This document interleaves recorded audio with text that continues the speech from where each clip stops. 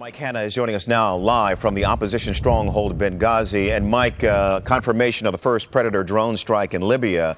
I'm curious, how does the introduction of the airstrikes from the drones change the military equation on the ground for the rebels? Well, it's only the opposition here hoping that it changes the equation very significantly.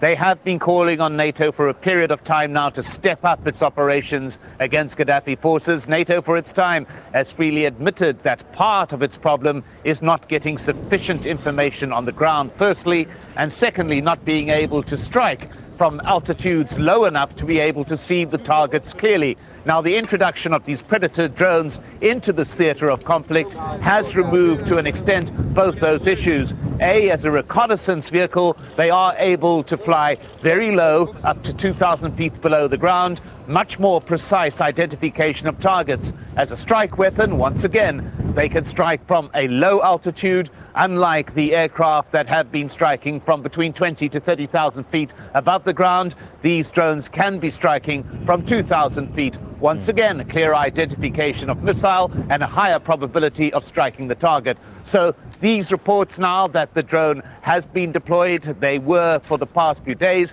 but now we are hearing that the first strike has been made.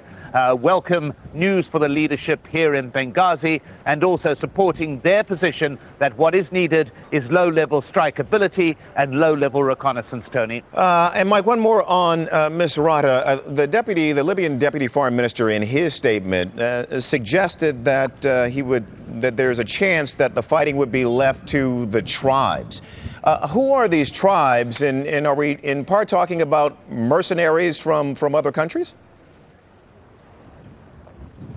Well, that was an interesting statement, because having the deputy foreign minister saying that, then the question arose of who exactly has been defending MISURATA. What tribes, as the Libyan authorities would say, were the defenders of MISURATA. That's being known, though. There have been accusations in the past that the Gaddafi regime has brought in outside fighters, it has brought in outside mercenaries. Now, this has not been proved to any great extent. What is known as well is that Libya largely is divided into tribal areas. Now, to date, the only major area of tribal significance has been the Berbers in the west of Libya, who have been largely isolated and have, by all accounts, been fighting a pretty lone battle against the Gaddafi forces. But now for the deputy foreign minister to raise the possibility that there are civilians, tribesmen, who are prepared to take the fight against the rebels without the backing of the army is an interesting transition in terms of the government narrative.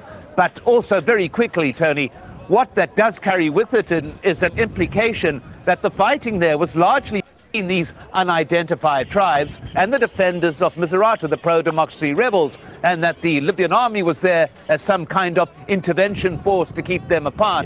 That implication clearly rejected by those who have been defending MISURATA. Yes. Mike Hanna for us, joining us from the opposition stronghold of Benghazi. Mike, appreciate it. Thank you.